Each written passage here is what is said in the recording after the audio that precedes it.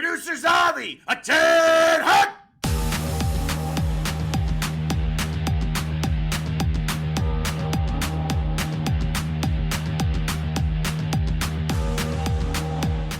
Good morning, good afternoon, good evening, wherever you are. I hope it is good, and Private Elias does as well. Welcome to the Geeks Who Like Sports, and happy Halloween! Hi, everybody. I'm Ray Carsillo. That is Lee Elias, the best for the entire world. I am in beautiful Los Angeles, California. Lee is on the road in Idaho, surrounded by potatoes. Lee, how you doing today, buddy? I'm a little upset that private is the rank that you've given me. I've known you for 20 years, and I've only aspired to be private. You have outranked me our entire lives, okay? Let me have a higher rank on Halloween, okay? I'm private first class. Do you feel better? No, not at all, but I will give you that justification for today and this show, and I hope that this show goes so viral that you have to be in character for the rest of the lifetime of this show. That would be so wonderful. He's just a Sergeant Slaughter impersonator. That's the whole time. I mean, you look just like him. For those of you listening to this, you need to find a clip of this show. Ray looks exactly like him. Look at that scalp. I grew the mustache and everything. For those of you who've been watching the show, I had a full beard. And I explained this, I think, a couple of times. I grew the full beard because I worried how I'd look with just the mustache. And I look great as Sergeant Slaughter, although I've also been called Farva. I've also been called Major Payne. Yes. I've also been called you look like Farva. Yeah. You can see that's on right now. A generic narc. So I've been called a few different things this weekend. Generic narc. You look like my best friend. This is what my best friend looks like on any given day. Ray, I hope you just walk around town like this moving forward. Today I will be. Today I can't. Yeah. Unfortunately, I'm going to be bouncing from place to place. Got a lot of stuff. Got a lot of things to do before my theater group Halloween party tonight. I'm dressed up as an overtired traveling father of two on the western side of the United States today, and I nailed it. That's right. You're in my time zone now. I'm in I'm in mountain time. I'm at mountain time. It's 10 o'clock here. It's 9 o'clock there. Oh. Okay. You can't do Sergeant Slaughter after 10 in mountain time. I guess that's fair. So, yeah, no, it's all right. So what brings you to Idaho, by the way? It brings you to the land of potatoes. Well, Ray, I braved the 8-hour travel plan across the United States to Phoenix, and then took a pond hopper plane that was not as tall as I am up here because I'm speaking at Boise State on Wednesday afternoon at a leadership summit. Yes. Nice. Congratulations, buddy. Blue football fields and team building tips with Lee Elias at Boise State this Wednesday, October 30th. Amazing. Do they need another speaker? Sergeant Slaughter does something that he can do about leadership. So I'm going to let this out right now. I'll tease it because we'll have some video. Speaking of just wrestling get-ups, all I'm going to say to you, and our producer Savi and Caitlin knows this, they said that I could walk up to any song I want. So nice. I saw this as an opportunity, and all I will tell you is that I have a championship belt, a fully customized, full-out championship belt with me. The song has been chosen, and it will be documented. And I'm going to say this with respect. Do not care if anybody likes it or dislikes it, because I've been wanting to do this walkout for my entire life, and it is in line with what you are doing now. That is all I will say. Cannot wait. This is going to be professional geeks. Is it Hulk Hogan's "I'm a Real American"? No, I thought about doing that, but that's with the political landscape and the election coming up. I thought that was a little too hot. Yeah, absolutely. Yeah, and no, this is more. Is it Bret Hart, the best there is, the best there was, the best there ever will be? Not close enough for Canada. I had to pick someone that you'd probably know either way. You know what I mean? Like, even if you didn't watch wrestling. So, Mr. Perfect? No, I do that daily when I wake up. No, this is something different. So I don't want to ruin it. I'm just going to say that I have it all planned out. I've been practicing the walkout, and nice. All that matters is that the person with the camera captures it perfectly so that I have the shot that I need. But there's a little teaser for next week. We'll share that. Maybe if we get the video, we'll play it on the episode, Ray. I'll make you proud. I'm sure you will, Lee. I'm sure you will. Yes. So, excellent. Anyway, Idaho. Yes, I'm in Idaho. I'm looking at a beautiful fall landscape in front of me. It's very beautiful here. It's nice and cold. Love it. Drinking coffee. It is. Let's see. What is the weather report here in LA? Hot. Today it's actually going to be 72 as well, actually. 72? That's perfect. Yeah. Yeah, last week it was 92. Yeah, that's 92. not good at all for anybody. No, still 92. But today it's actually things if I think we finally have reached It's official fall weather here. It's 45 up here, buddy. No, I don't think I love it. It reached 45 the entire rest of the year here in LA, unless it's like the middle of the night. Maybe. Up to 54 today, but no, LA doesn't do the 50s. Come on. No, not during the day. Not during the day. At night, it can get a little cool, but not during the day. Before we go on, first of all, we have a great show for you folks. We do. A lot of football talk. We got a lot of stuff to talk about with Agatha. We got a little other sports news as well. But I also want to very quickly, I want to shout out my friends Tom Pinchuk and also Patrick McAvoy. You can see it here. I'm going to move the camera just a little bit. If you're watching on TV, they made a old-timey broadcasting picture of yours truly. And that's now my profile picture, at least for the foreseeable future. I want to really thank them for that. That was a gift. That was a gift. They just reached out and was like, and I was like, old-timey broadcaster. They're like, what are you? I'm like, I'm old-timey broadcaster, man at a time. And they made a very, very beautiful sepia tone drawing there with me with the old-timey hat and the microphone that says Geeks Who Like Sports. I love that the Geeks logo is on there, yeah. And you're at Yankee Stadium there. Probably. Yeah. Yeah. You know, that's what it is. Yankees. Yeah. That's old. Yeah, that's old Yankee Stadium. That's old night. Ray, I should let the listeners know that the only reason I ever got to go to Old Yankee Stadium was because of you. You took me to a game in the final years, and I am so happy that you did that because that is a place lost in time. If you've never visited the Troughs, you know what I'm talking about. It's an experience. So I was so glad I got to see, I think, a couple games there with you, right? And yeah, before going to the new, I know for sure we went and saw the Yankees and White Sox. The Yankees won, and it was just a good time. That was 20 years ago. Yeah, I know. Yeah. People might not realize this, but I'm not actually a toxic baseball fan. I'm just a really big baseball fan. Depends where you're at.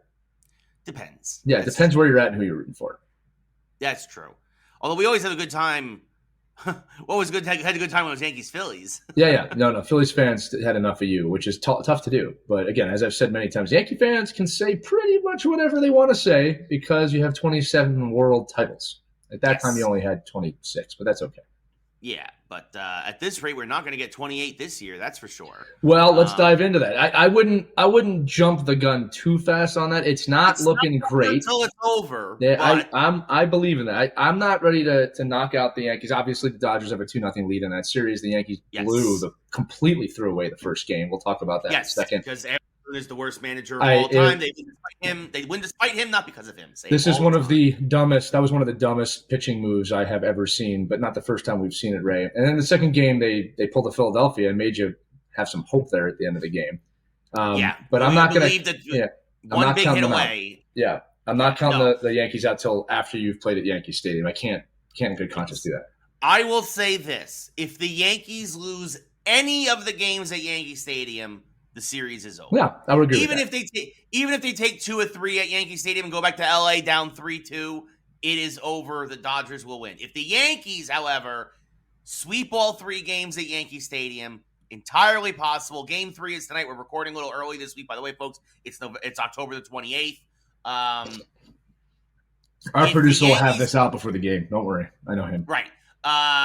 If the Yankees sweep all 3 games at Yankee Stadium and then go back to LA up 3-2, whole different story. You don't know what's going to happen. I would still pick the Yankees in 7 at that point, but they got to win the 3 games at home. They got Clark Schmidt on the mound tonight, Walker Buehler for the Dodgers. What Walker Buehler is going to show up? Who knows? We'll see.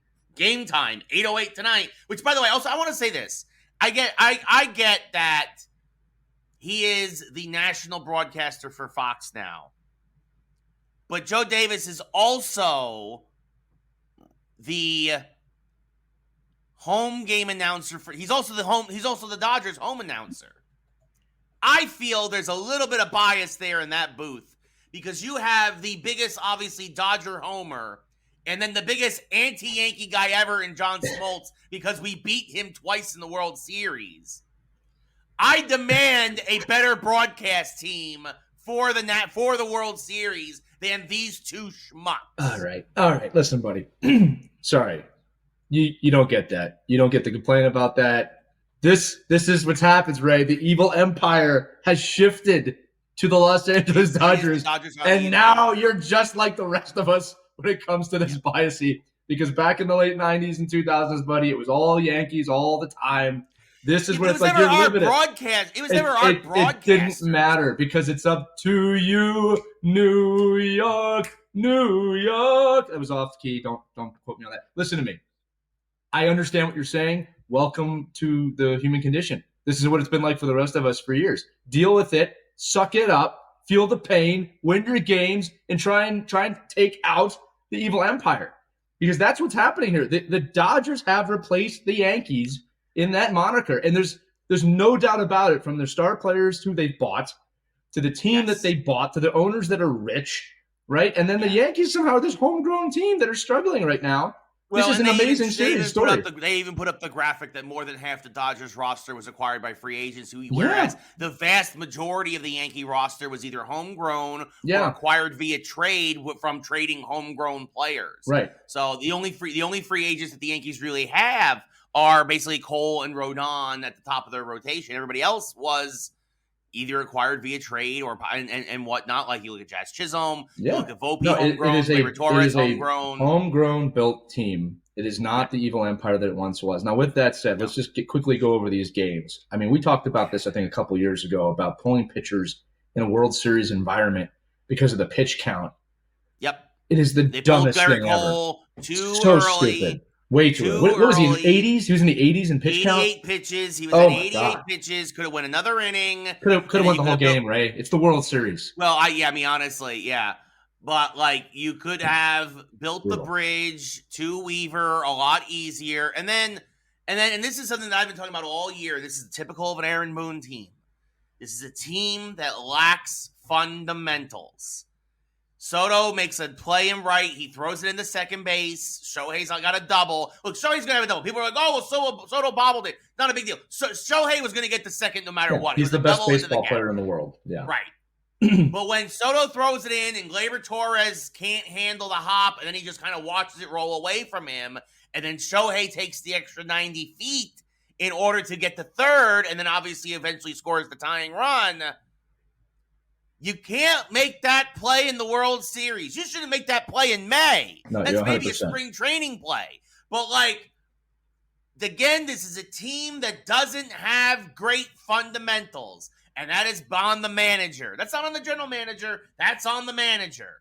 That's the stuff that should be worked out in spring training. And here we are, the biggest game of the year, and you're still making boneheaded plays, which is why I've said it again, and I've said it before, and I'll say it again. Gleyber Torres will not be a Yankee next year. I don't care how nice of a playoffs he's had. I don't care. Bye-bye. No, I'm going to say this too. Dumb players shouldn't be playing in New York. Bye-bye. From a coaching standpoint, I do want to touch base on this Garrett Cole situation because, and look, I'm not a Major League Baseball manager, but I am a coach, and I have made decisions, gut decisions before, and that are not based on numbers. And Ray, I typically will only make those decisions in a playoff environment, right? Like during the regular season, the numbers are good. They help you. You got a long season. You got to make sure that you're making good moves. But when you get to a playoff or championship mode, as a manager, you got to go with your gut. I'll give you a good example. I was coaching an international tournament.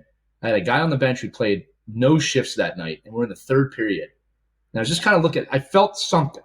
Something said to me, you probably should put him on the ice. So I crafted a line. I put him on the ice. Guess who got the game-winning goal? Yep. Right? And this is a little bit of the opposite situation. But when I got a hot player, a thoroughbred that's feeling it, you let them play the game. I've never understood the numbers game in a championship environment. Why would you pull your ace in that situation? And you can see he didn't want to come out. There was surprise on his face of what are you doing, man? And then even it was a Jeter came out. He's like, man, we had guys pitching 140 pitches in the World Series. Yep. He's got one game left. The guy's got one game left this season. He can rest in 2 weeks. He can rest for 6 months. Stupid. And you have a travel day in there. And again, I said this before, and I said this earlier in the playoffs. Aaron Boone keeps managing the playoffs like it's the regular season. It is one of his greatest flaws. It's stupid. He's like it's just every game is like any other game, and it's like, no, it's not. Yeah, it's well, not. they're gonna say, well, he's at the World Series, right? I'm like, well, sure, but you know what? I'll tell you what. They win despite him, not because of him. I'm gonna say this too, Ray, that people might say, oh yeah, well, this is a hindsight conversation. You and I have been saying this for years. I've been saying this for 6 years with this buffoon. Years. All right, and I'm gonna say it again. The numbers make sense in the regular season. You have got to go with your gut in the playoffs. And you know who did go with their gut? The LA Dodgers. Dave Roberts and the Dodgers, yep. And they got a magical moment out of it. All right? And it's like that's how it happens. And again, you could say, look, they were 1 out away, whatever. Nestor messed up. No, this game was, in my opinion, lost on fundamental mistakes that you cannot make in the World Series and poor management. Yeah. All right? And then in game two, the Dodgers were just the better team. And again, the Yankees, I'll give them credit for fighting back in the bottom of the ninth. Sure. But you should never have been there either. No, it should never have gotten to that situation. And again, and this is what I've also said, is that it's playing, well, I want to break up the righties and lefties in the rotation. I don't care about that stuff. Again, I don't care. Your second best starter is going game 4. Yeah. For no reason. Luis Gil has been your second best starter this year, not Carlos Rodon, not the guy who has a 4 ERA. Gave up 4 runs. And gave up 4 runs. Yes, the offense has to play better. Aaron Judge is in a bad slump. But that happens. Guys are in slumps. Well, it's not easy. Looking forward here, and this is why I'm not ready to write the Yankees off at all. Obviously, home field advantage here is massive. There's very few teams. There's very few teams where I could say that that's a real advantage, but the Yankees are one of them. Yes. 2 is that we don't know what's going to happen with Ohtani now. We don't know if he's hurt. It sounds like he's going to be okay. Dave Roberts said he will play tonight. I'm sure it sounds like he's going to be okay. I'm saying to you, I don't think that guy's okay. If he popped his shoulder out, he'll play, and he'll still be great because he's Ohtani. But this is a big, big thing now. Okay, if he's not at 100% and your thoroughbred wakes up, that could change the series pretty quickly. All right, and 100%. What I'm hoping for is that I'm hoping Judge does wake up, and we do get this to a 6 or 7 game series. Yeah, and I will say this, and that was probably the one mistake that the Dodgers made one mistake in these first 2 games. It was that, and I get that Shohei's like, well, I stole 59 out of 63 bases in the regular season.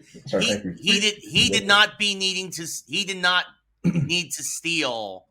He did not need to steal that base in that moment, and it's a sin that it happened. It's a shame. Nobody's rooting for it, but it's one of those things where it's like he didn't need to be stealing that base there. No, it was dumb. I was watching like, what are you doing? Yeah, and it's just one of those things. And then he got caught. He got caught for it in more ways than one, literally and figuratively. It was just a slide. Like nobody touched him or anything. Yeah, no, it was just a weird slide. He just had a bad slide. And again, for a guy who has attended 63 steals on the year, you would think he'd know how to slide at this point, but he just slid funny. And I'm just going to say it again. This series has been magical, but the baseball has just been okay. I'm very interested to see what happens here these next 3 games. And Ray, I'm going to disagree with you. I think if the Yankees can at least get 2, they obviously have to get that. But I'm saying that I think 2, you're still in this thing. Obviously, you're not winning it in the Bronx, so like that's set in. No matter what, that's out the window. That's gone. I didn't think we were winning in the Bronx anyway, but that's my point though. Is like that's done now. You can put it away, right? So that's out of the brain. The margin for error is slim to none at this point, and it needs to be said.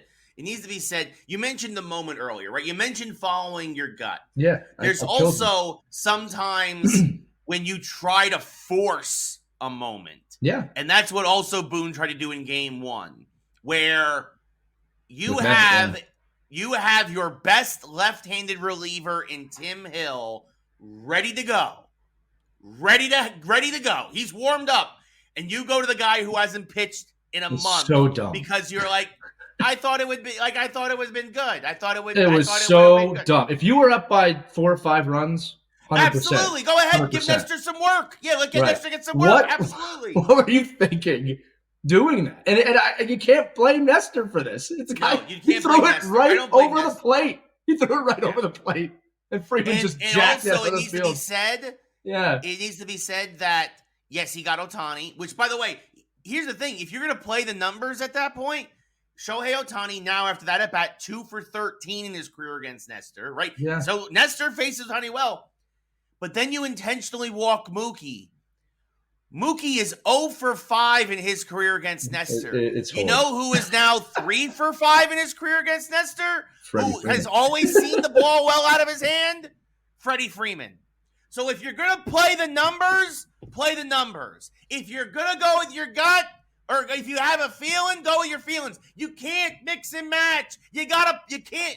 No. Oh, I hate it. I'm going to say this to you. I'm going to say this to you, and this will be a perfect transition to football. All right? When I say go with my gut, Ray, it's not a hope. Right. So Aaron Boone was hoping he could get this moment. Get the 2 outs. All right. And look, to be fair, if you play it out and he does get the 2 outs, yeah, great. All right. Everything's wonderful. The Yankees are back. All right. Different discussion. All right. Yeah. Well, I wouldn't be saying it was a brilliant move. I would have been saying it's a gutsy move. Okay. But here's the deal. I don't deal in hope. Just going back to that, when I looked at that player on the bench, I saw he was ready to score a goal. I felt this guy's going to score. It wasn't the story that hadn't played a shift. It was looking at the game. Everybody's tired. This guy's ready to play. He's a big dude. He's going to go out there and score. All right. I felt it. All right. I wasn't hoping he would score. All right. Right. That's the roller coaster we ride as coaches and GMs sometimes. You got to go with your gut. Like not going and giving the football to your best player in the Super Bowl on the goal line. But speaking of hope, we had an unbelievable finish to a football game yesterday. My brother was at the game, Ray. Wow. All right, in Washington. The Commanders, we're switching the NFL. Winning on what they're calling the Hail Maryland. The Hail Maryland. It was, have you ever seen anything like, there's so much that went into this play. I do want to start here if that's okay with you, Ray. Absolutely. All right, look, we're not going to go over the whole game. The whole point is this. Bears, Commanders, Hail Mary situation. You got a Bears player taunting the Washington fans. And then that player tips the football and it drops in their hands. Instead of knocking it down, and he bats it up so that the Washington player, Noah Brown, can make the catch in the end zone. Yeah, Ray, I'm a huge believer in karma. I really am. Instant karma. This is instant karma. Instant karma. I'm a huge believer of do not, this is how I say it. Don't not the bear. Don't tempt the gods. Again, look, on another show we can go deeper in this.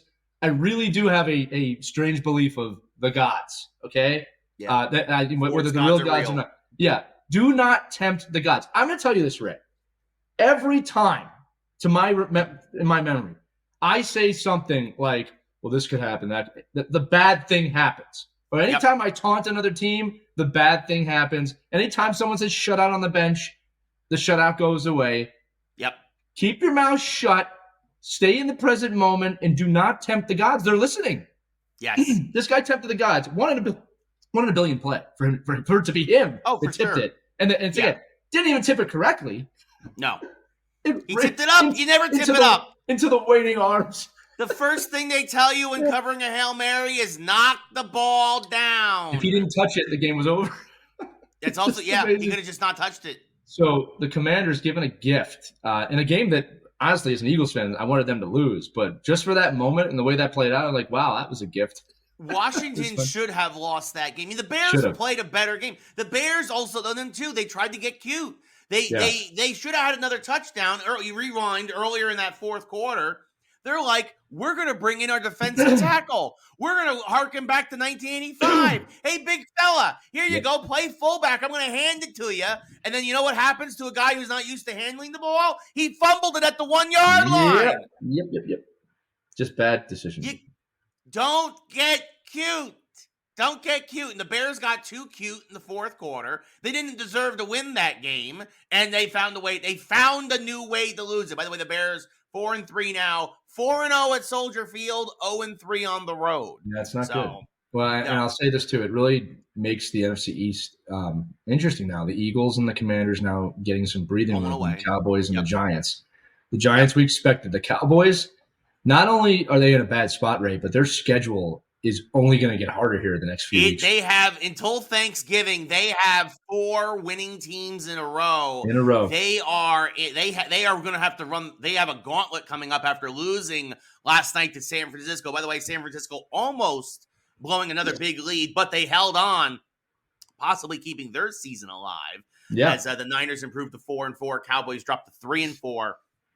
And if you're looking for a wild card in the NFC, Dallas, you are behind the 8 ball, because now with the Vikings at 5-2, the Eagles at 5-2, the Packers at 6-2, and the Cowboys at 3-4.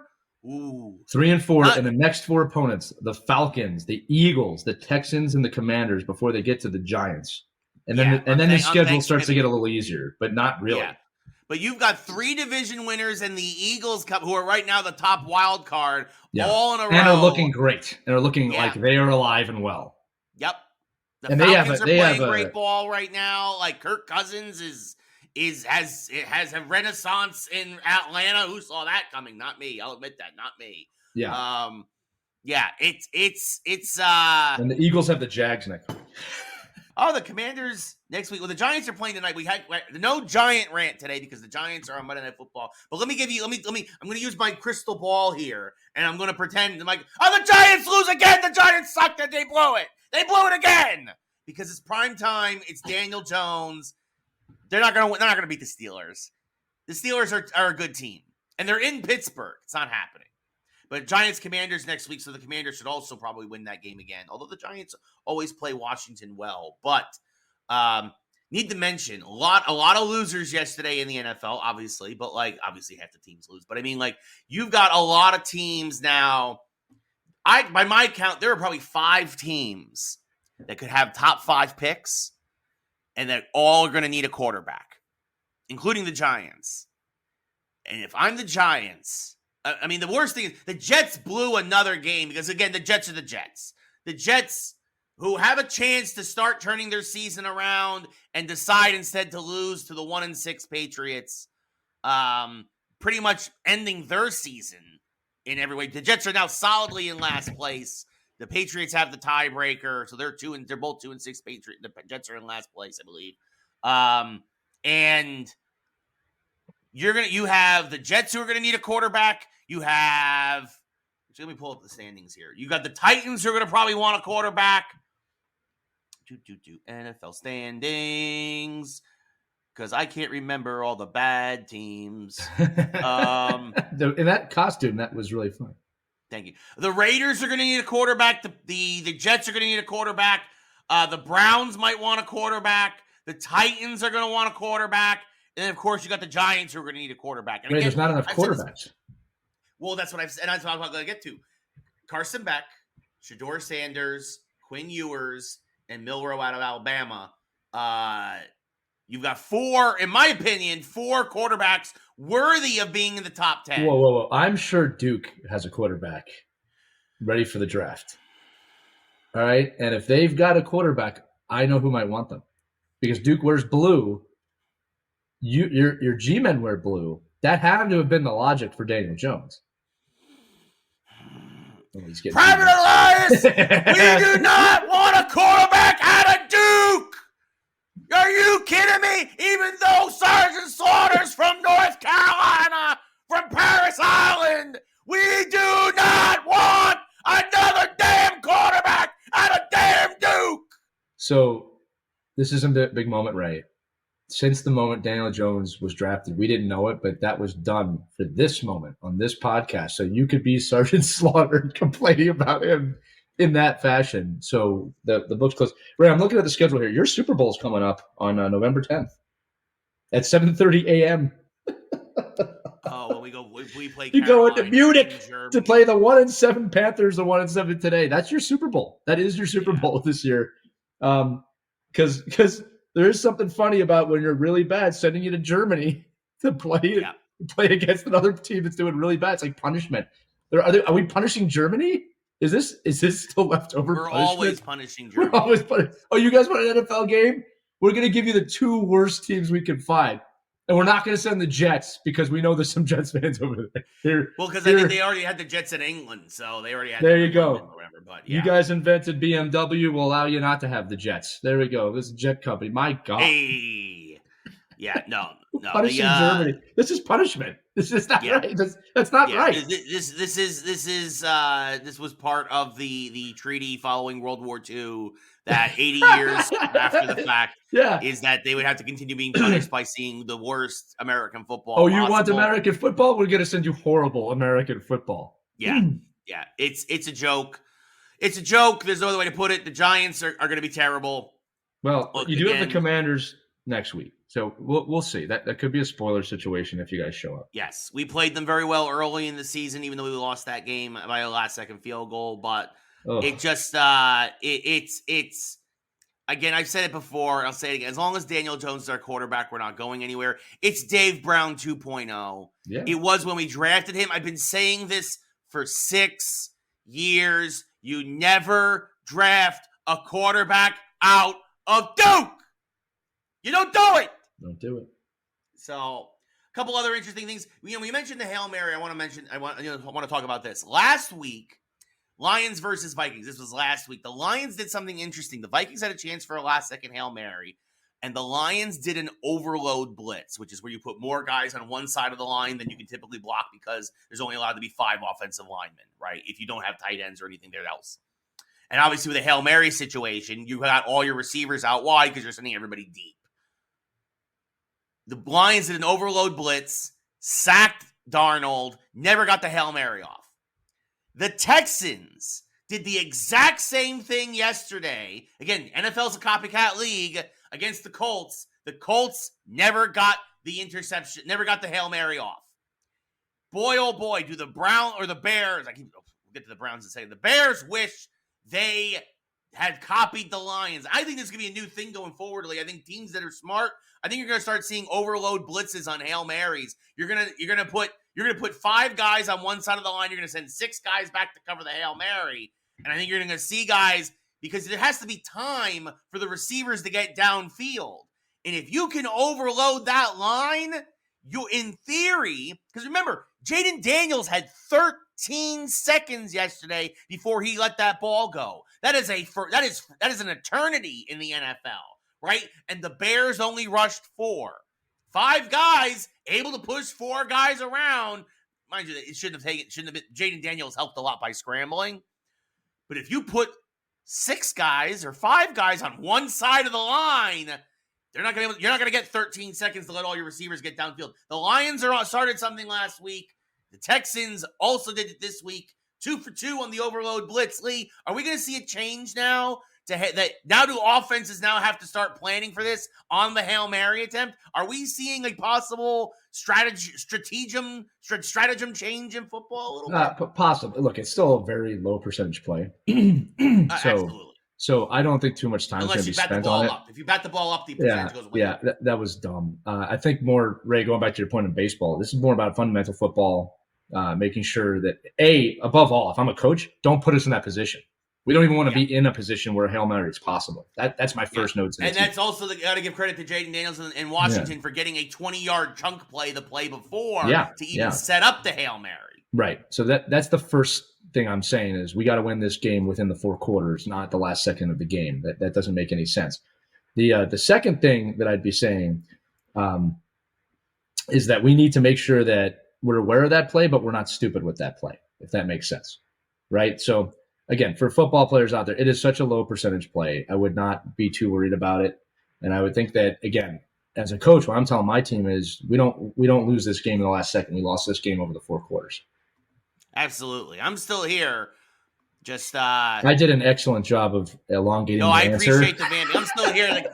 The camera just decided to be like, I'm done. Yeah. I've had it. Well, you yell at it every week, and this week you're in Sergeant Slaughter costume. The camera's probably terrified. Camera couldn't handle it. All right, my camera's looking at this 40-year-old greatness. Your camera's being yelled at by a mustache-looking Freddie Mercury kind of. No, you look like Sergeant Slaughter, but you do have a little Freddie Mercury today. Can you go, Deo? Deo. That was the most in tune I've ever heard you, even though it was flat. I'll let you have it. Yeah. It was okay. It was meh. But anyway,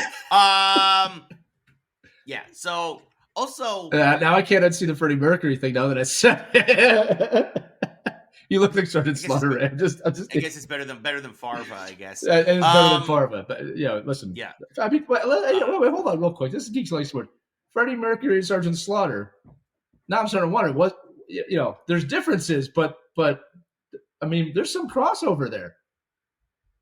Is there? I think so, right? You have I mean, they both like fat bottom girls, right? Like, I mean, so like, sure. Well, take the head off real quick. Just take the head off real quick. Well, now I got head hair. Don't worry. At least you have hair, buddy. You look like this is Freddie Mercury now. That's all it is. That's the only difference. He's the greatest vocalist in the history of music. It's a compliment. Sure, it's but not I am Pavarotti. not the greatest. I am not the greatest. I am no, not you're, a great. you're really bad. I am not an okay. No, you're so bad that it's good. If that makes sense. It's got to be. Yeah. I got to say it. Sergeant. You are. Let's not like them film the room for singing. Yeah. It's so dumb. It's brilliant. It's so dumb. It's so dumb. It's just so dumb. Anyway, a couple other things around the NFL. The Browns should never, even when he gets healthy, the Browns should never play Deshaun Watson ever again. This is what a lot of folks expected this earlier in the year. Jameis Winston, though, now because of injury forced in there, and holy cow, look at that. A decent quarterback and the Browns offense suddenly starts clicking. The Browns upset the Ravens in a huge way. The Ravens fall to 5-3, and again, depending on what the Steelers, they probably win tonight. The Steelers win tonight; they'll give them a full game lead in the AFC North. And the Browns, their season's probably done at 2-6. But that, by the way, that's another team that might be looking at a quarterback. But the Browns not only have spoiler potential with Jameis Winston at the helm, because that's a team that likes play. Because Jameis Winston, he's an average quarterback, but he seems to be a good dude. Deshaun Watson, a below-average quarterback at this point in his career, and a bad dude. I get that. Look, as in the typical Cleveland fashion, you gave one of the worst human beings in NFL history, and that's saying something. He's not the worst. There's definitely been worse. But Deshaun Watson is a scumbag, and you gave him all this money, and now this scumbag is starting over a guy who can help you win games. The general manager for the Browns should be fired. Deshaun Watson, I don't care how much dead cap space is, should be cut. Should never be allowed to play again. And Jameis Winston should be your quarterback going forward. It's my thoughts. Lee? I'm trying to think of comparisons. I think, tell me if I'm unfair here, Ray. The last time something like this happened was probably Randy Moss going to the Patriots. But you had some other things. First off, Randy Moss is not as bad as people think he is. Second of all, you had Bill Belichick. No, Randy Moss was not like Deshaun Watson. No, he's not. But I'm saying that guy got in line real quick. Right? Randy Moss was a diva. He wasn't a bad dude. He was a diva. That's true. That's a difference than what Deshaun Watson was doing. Yeah. Well, I don't know why they can't make good decisions out there, but it's again part of the culture. I guess Cleveland just really loves to lose, right? Baseball, football, basketball. You don't have hockey. But even if you did, they have the Barons. Team is Columbus. They have the AHL Barons. Sure. I mean, but the closest team is Columbus, and they love to lose too. So Ohio, a bastion of losers. Anyway, I mean, it's the truth. What do you want from me? The Cincinnati, Ohio. We want to hear Cincinnati. From you. We want to hear from Ohio. Cincinnati. The last time they won anything was Cincinnati won anything was 1990 in baseball, right? Then too, they have no basketball, they have no hockey, and the football team never won anything. So yeah. So I mean, look, I'm sorry, Ohio, but you have one NBA championship and you have one World Series they are college sports across the whole state, across Cincinnati and Cleveland, your two biggest cities across the whole state. You suck. That's why they're a college sports town. town. Yeah, they're okay, sure, college sports. No, I'm saying that's why they're a college sports town, because those teams win. Yeah, because that's all they have. Right. That's all they have is college sports. Okay, now that we've thoroughly pissed off Ohio. Well, I don't care. Whatever. Nobody else does either. Well, that's the thing. Is like here's the thing. I'm just still a little not even salty, but I just want to continue to remind like all those Cleveland fans those Guardian fans who were so cocky during the ALCS that even if the Yankees lose the World Series, we still beat you. It's going to be again. It's going to be an awkward conversation when we get canceled because you were yelling at Ohio, which was the first state to secede from the Union in the upcoming Civil War, and you did it in Sergeant Slaughter attire, and they're gonna bring it back to that moment of like, I got canceled because I started the second Civil War by insulting Ohio sports teams in a Sergeant Slaughter costume. That if that's my legacy, so be it. If that's your legacy, we did it. We did it. We did it. We accomplished it. Nobody expects Ohio. Nobody the expects historians will go back. Nobody expects the Spanish. That's exactly. Nobody expects Cincinnati. Oh man, the historians in 2323 will go back and be like, "Well, the second Civil War started when Ray Carsillo Jr. We've dressed gone back as a fictional character named Sergeant Slaughter." Insulted the state of Ohio. And Ohio so butthurt over it because even though he was speaking facts, could not handle that they are a state full of losers. I am so happy. Absolute professional losers. That in 100 years we've gone back to the transatlantic accent. That is the best part of this entire thing. In 100 years, everyone speaks like this. We realize that this is the superior way to speak, and therefore we have gone back to the transatlantic accent. Welcome to episode 4671 of Geeks Who Like Sports. I'm Elias Jr., and this is Raymond Armadillo. We've changed our name to hide from the innocent after my great-great-great-great-grandfather started the Second Civil War. Yeah. His last request was to bring back this accent. Oh, good. And they're gonna have a picture of me. That old-timey picture. Yeah, it's gonna be me. That's my voice. Choose your destructor.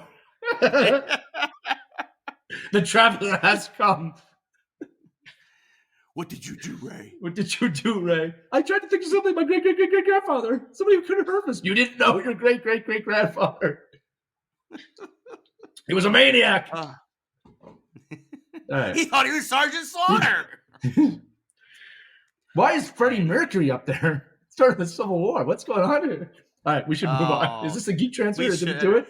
Real quickly before we move into the geek stuff, just want to also mention we talked about this briefly last night. I thought this was a weird story. We've been talking about coaching a lot on the show. Oh yeah, this we do have to talk about this. Yeah, this was a really interesting story. With the Indiana Fever's coach being fired yesterday, which makes no sense because they turned it around. They obviously would have Caitlin Clark now. I wonder if I don't think so because she doesn't seem like this. She doesn't seem like a Jordan who would have probably called for this. But the Indiana Fever, who made the playoffs this year, their coach got fired. It makes six of the 12 WNBA teams have fired their head coach in the offseason now. And if you count now, we have an expansion team coming next year in the Golden State Valkyries. That means there will be 7 new head coaches in the league next year.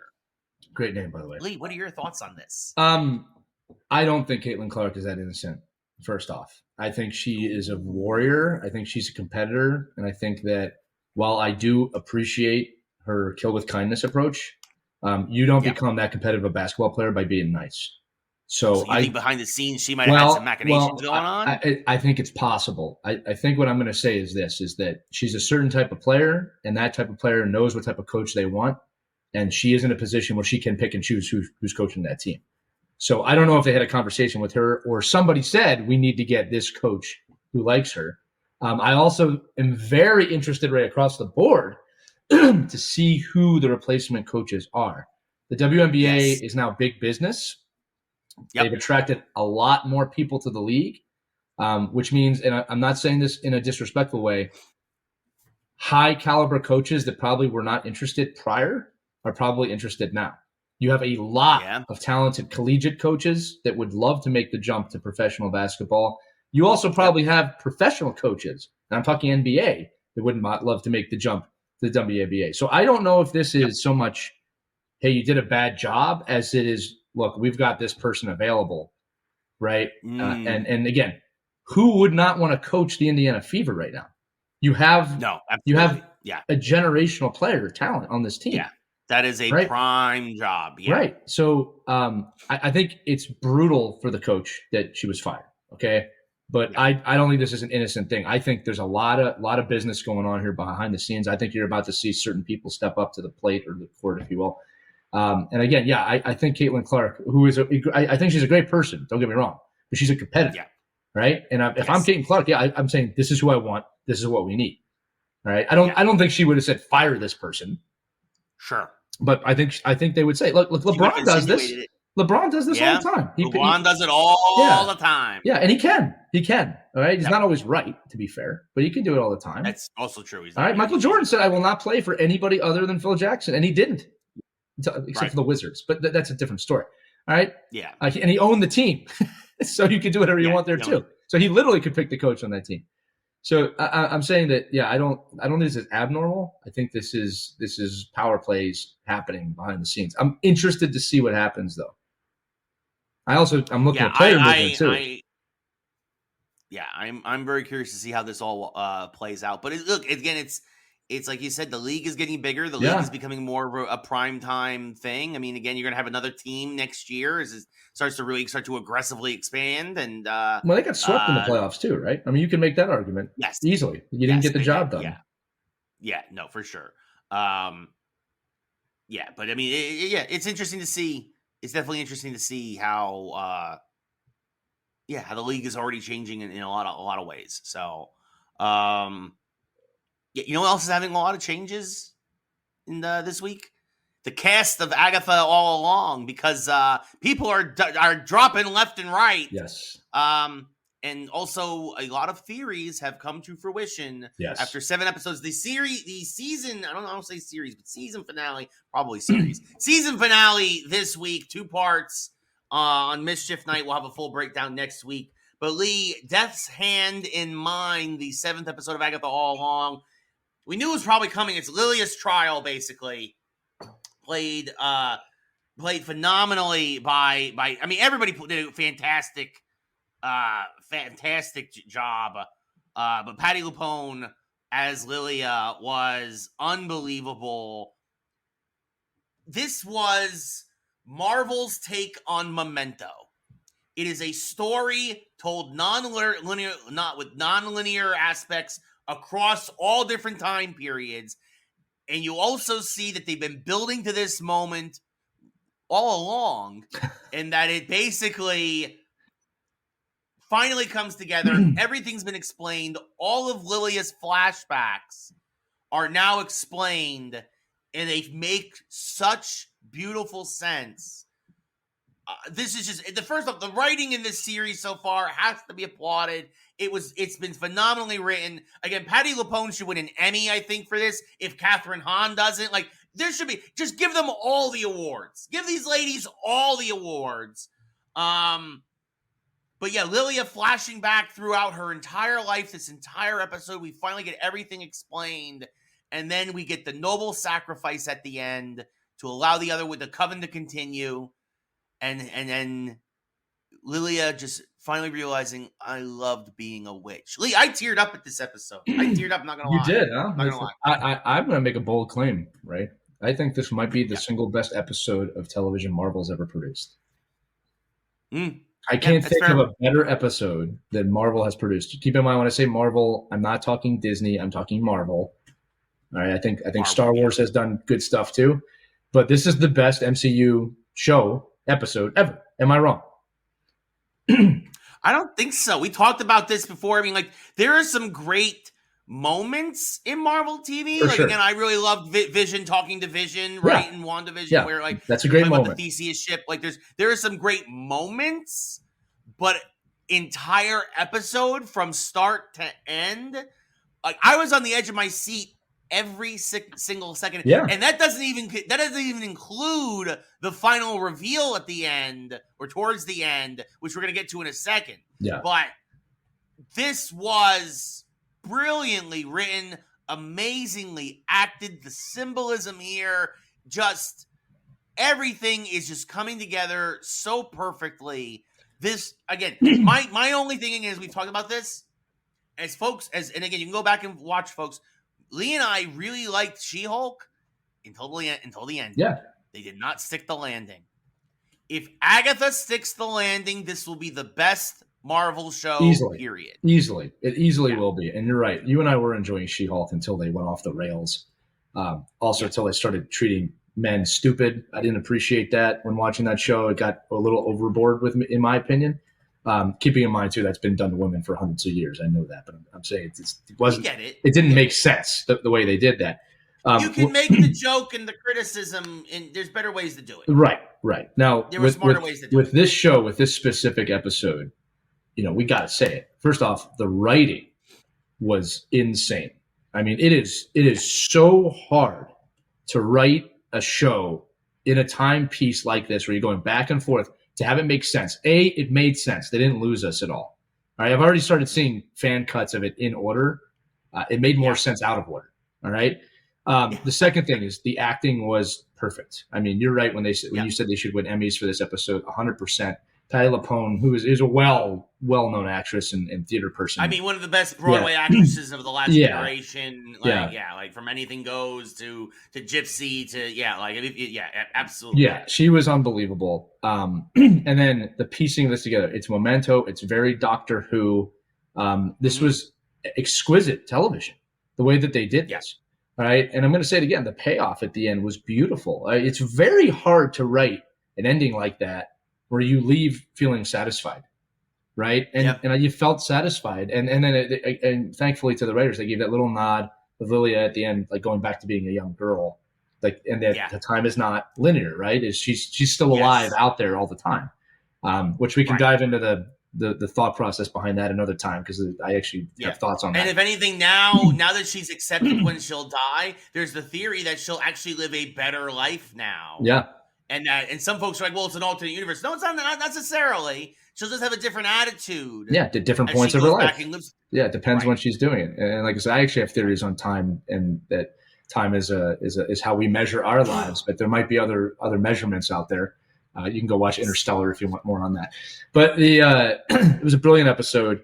Let's get to the reveal at the end because it was. This is big. This is huge for Marvel. It has massive implications.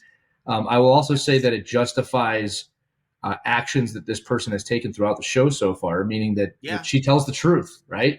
Like this is we have a God level person now, God level in the show. Yeah, it's a cosmic being. Yes, very, very powerful. Okay, and we also have to just briefly mention: not only does Lilia die at the end of this, but she also takes out the Salem 7. Yeah. It's again that's the noble sacrifice. Well, we think. I mean, again, they were dead already. So we think. Yeah. The director Jack Schaefer has basically said that none of when people die in this show, people die. Yeah, I don't know if I buy that 100% yet, but yes, sure. It looks like they're. But dead. if it is, it's because Rio Vidal, Aubrey Plaza, has been confirmed and has finally revealed herself as Lady Death. Lady Death. For those of you listening who do not know who this is, to give you an idea of Lady Death's power, Thanos was in love with her. And Thanos is dead. In the comics, the reason why he kills half the universe is to impress her. To please her. And the funny thing is that she also has a relationship with Deadpool. A big relationship with Deadpool. Yeah. Big relationship. Because Deadpool technically is kind of immortal. Yeah. So she kind of loves Deadpool. Like Thanos loves Death because he can never have her, and Death loves Deadpool because she can never have him. Well, and if I'm not mistaken, in a weird way also loves her. When I guess spoiler in the comics, when Deadpool does actually die, she's there. He sees her briefly. Yeah. So again, this is far into the future, and I wouldn't say it's canon. It's just far into the future. Deadpool does eventually die, right? So Interesting. Now, what this means is that when she said to Agatha, "He's not your son," now which we know, but that she was telling the truth, and we now know why Agatha believes her right away. We also know how powerful Agatha is. Agatha has a relationship with Death. That's massive, right? That's a massive thing that's happening there. Not to mention too that it also explains why Rio is carefree. She's a god. Nothing's going to happen to her, and she knows it. Now, the reason why I said that I don't know if I fully believe that everyone's dead, I'll start with this. I kind of hope they are because I think that makes for better storytelling. But Absolutely. Death can do whatever she Stakes. wants. She can bring them back. I mean, Yeah. and again, the Salem Oh, 7 that's were true. dead. So I don't like, Yeah. oh, they're dead? Well, they were already dead. So I don't know if I don't know. Were they dead? I don't think they were dead. I don't know. I don't think they were dead. I'm saying their parents were dead, and then they went feral. So this is what I'll say. I hope that they are dead because they do complete justice to that episode to get them out of the way. Yes. Also revealing that there's another villain, obviously, right? Because they were the red herring. Death is probably the real threat here. I mean, there's going to be, and they've already hinted at. Remember, Elias says that like when she throws the house at you or something, duck, or she says you're a coward, duck, right? Yeah. Like that's hinting at obviously there's going to be a big old battle coming up between Death and Agatha. It also means that she's there in some form, right? So there's a lot of things going on here that we don't understand yet. But I do believe that the Salem 7 were a red herring now. Death is the real villain. Yes. And remember, in the first episode of the first weekend, first episodes, Death had come for Agatha. Now that's what we know now. It wasn't Rio coming to kill her out of spite. It was Death coming for Agatha, and Agatha saying, "You want me without my power?" That scene has a lot more stuff in it now, right? Yes. And then you've got, I'm still going to call him Teen, but you got Billy's there. Like, there's a lot going on here, and they talked about the Scarlet Witch. So I don't know what's going to happen, and I'm saying that there's stuff all over the place here. This show, man, Ray, I'll pose this as a question. It's positioned itself to have one of two endings, both which will be good. But one of them is there's a larger MCU implication here, massive implication. Or the other is that it's just going to kind of come back to Agatha and her storyline and whatever eventuality comes from her. Which one of those do you want? And I don't think it can be both, if you know what I'm trying to say. I think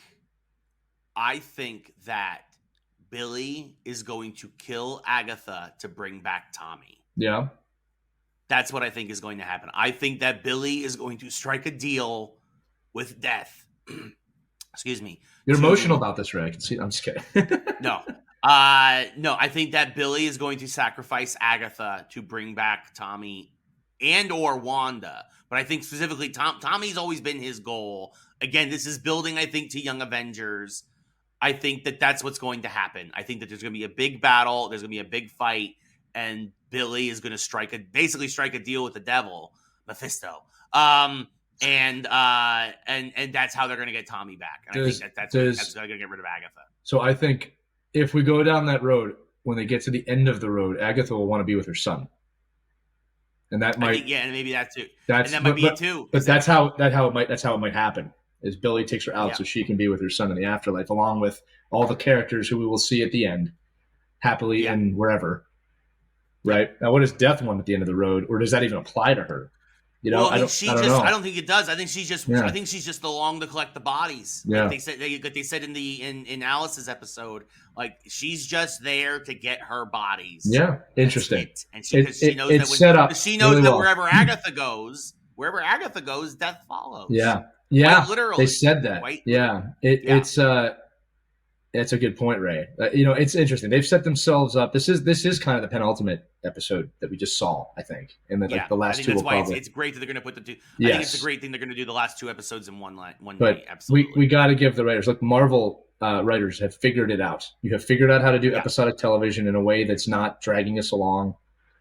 Star Wars, please take note. And then on top of it, you have made WandaVision better, which we talked about before the show that was possible. I remember we were very, very cautious of I don't know if they can do that, but they have done it. Yeah. No, absolutely. I mean, it's like Mandalorian making other aspects of Star Wars better, right? Like it's they've found ways to do this through these series, and Agatha's been the first in Marvel to really enhance a lot of what's going on around them. And people might ask, right, how it's already done. How can it be better? Because when you know certain things, the stakes are higher in different shows. Like if you watch if you watch WandaVision, now knowing about Agatha, it's a very different show. 100%. Because the villain's always 100%. There, and you don't realize it until it's pretty cool. That was the problem with it to begin with. Was that I remember when that show was on, we kind of assumed that Agnes might be Agatha, but there was no villain. You just didn't know what was going on. And now when you watch that, knowing she's there, it's like, watch out. It's a totally different show. Yeah, absolutely. There's a theory going around. We're going to wrap this up. That this isn't the witch's road. That this is actually all just another, much like with Wanda. Yeah. That the entire thing is a manifestation. I like that theory of from Billy and his latent powers. There's also a theory that Loki might be involved because of that, and that he might have touched upon, or at least that he's watching. Right. Well, because of course he is. underneath the road, we saw golden roots. Yeah, that's true. That looked very Loki-like, and that Lilia kind of hinted at that, like, there were hints there under the road that there's at least Loki might be watching. I think that that's more of a stretch, or that's just more of a nice thematic tie-in. But I really like the idea that this is all Billy constructing everything to the point where he even says, "Oh, the road is exactly as I imagined it." You know what I mean? That the door didn't open till Billy showed up. Because that's true. To the point where Billy's questioning Agatha's knowledge of the road, because maybe it's not like when Agatha walked the road, right? Because maybe this isn't the witch's road. Yeah, that's right. So, this is a really good point. I'm going to keep talking. I'm going to look something up. Keep talking. It might be a little bit of a stretch, but this is a fan theory that has now crept up on the internet in the last week, since last week's episode. I am really curious to see. Again, I cannot wait for the finale. We're about 48 hours away from the final 2 episodes. I do believe this is the witch's road. I don't want to believe that this is just all another WandaVision machination thing from Billy and latent powers, but it's an interesting thought. And again, Billy is actually more power by the end in the comics. He's more powerful than his mom. Billy is almost onto a cosmic level entity of Ton himself in terms of his ability to use magic and shape reality. All right. So Ray, I'm watching. This is interesting. I'm watching the scene right now where they open the road. Right. Because I remembered it. Guess what color is emanating from the road? It's blue. Which is his color. It's exactly his color. And then when they go down the road, there's veins in there similar to the yellow ones, but they're blue. That look like Loki roots. Yeah, this is interesting. You might be onto something here. And not to mention, I mean, even Lilia also kind of talks about how time is nonlinear. Yeah. And about her story's kind of already written. Well, of course her story's already written. Loki wrote it. Right. I like this. I like where this is going. That could be a fun ending too. I mean, and again, look. Yeah. There's a lot of win endings here. All right. Hopefully they don't miss the landing, and I don't think that they will. I don't think they will. I think they learned their lessons. I hope they learned their lessons. And we didn't even talk about the symbolism of all their costumes in the. Yeah, that was brilliant too. In the tarot room, the Lilia trial, with her as the good witch, which we always kind of knew, and how Jen kind of as the old hag costume from what was it, Sleeping Beauty or whatever, and then of course Teen as Maleficent, beautiful, who's well just done. Plain evil, and then of course Agatha as the Wicked Witch of the West, right? So, who, by the way, I love the comment that she's like, they based her on me. That was brilliant. Right. They did a great job with everything in this episode. Phenomenal. I can't wait to see how it ends. I love all the fan theories that are coming out. It's good. This is being done right. Yeah. You know what? We don't know if it's being done right as of yet, but it looks good so far. At least from the behind the scenes images that have leaked. The Amazon television show Spider-Man Noir, starring Nicolas Cage. Yeah, Ray, I'm not. Costume looks great. Costume looks great. I sincerely hope this is excellent. I am very worried about this. Right? Oh yeah, because they nailed 100%. it. They nailed it in the Spider-Verse series. I don't know if this transitions to live action so well. And nope. There's no evolution to this character. There's only uncovering of this character. So I get worried about, like, are we going to get an origin film, which we kind of already got? And it's like, he's a monotone. I hope this works. But it's like, this is them cashing in on more Spider-Man. Yeah, I think this is going to be a miss. I don't think this is necessary. It's not Look, necessary. And look, no. we all know Nicolas Cage will take any gig he gets. So it's like, Yes. I don't know if I love this one or not. I'm going to say it again. I hope I'm wrong, but Amazon is very hit or miss with their television shows. And it's like, I don't know. I don't see a story here that's going to get me excited. And if it doesn't connect to the larger Spider-Verse, I don't know. I don't know how I feel about this one. I'm not against Spider-Man. I'm equally as concerned when I keep reading, oh, they're going to bring back Toby. They're going to make another. Guys, stop.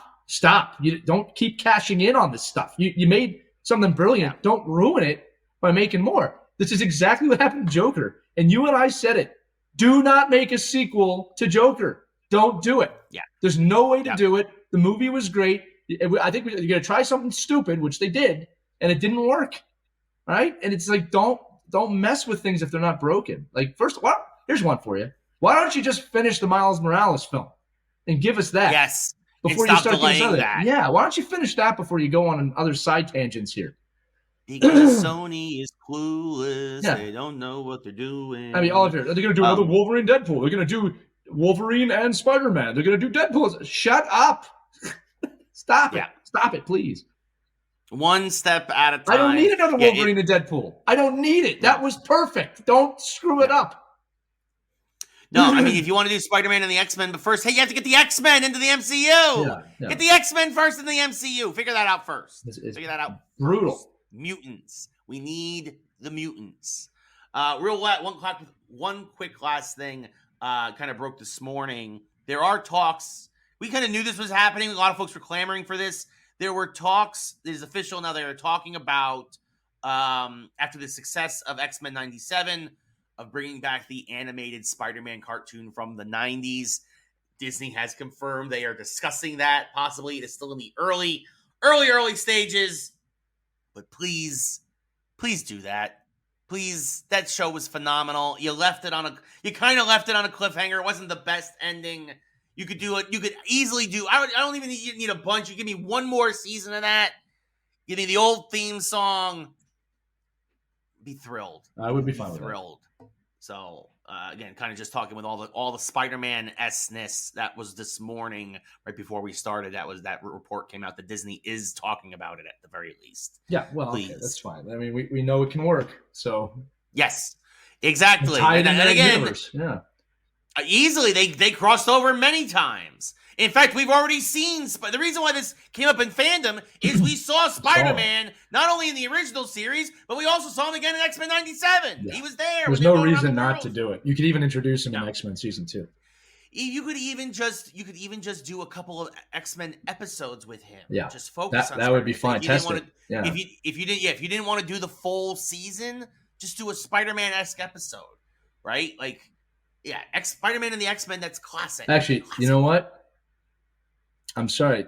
The best Marvel TV show ever done was animated, and it was Night of the Sentinels episode. They won an Emmy, didn't it? Up for one. Sure. But that was animated, so we'll separate them. Best live action ever by the MCU was Agatha All Along. Keep going. Yes. Yeah, 100%. But that's going to do it for us here on Geeks That's all we had? That's it. That's all we had. Well, I hope you have a Sergeant Slaughter ending for this ready to go. All right, that's it. At ease, disease. At ease, you can all rest now. The show's over. For Private Elias, I'm Sergeant Slaughter, Ray Carsillo, saying good night. And we'll see you next time here on Geeks Who Like Sports. Like, share, subscribe, comment below. That's an order.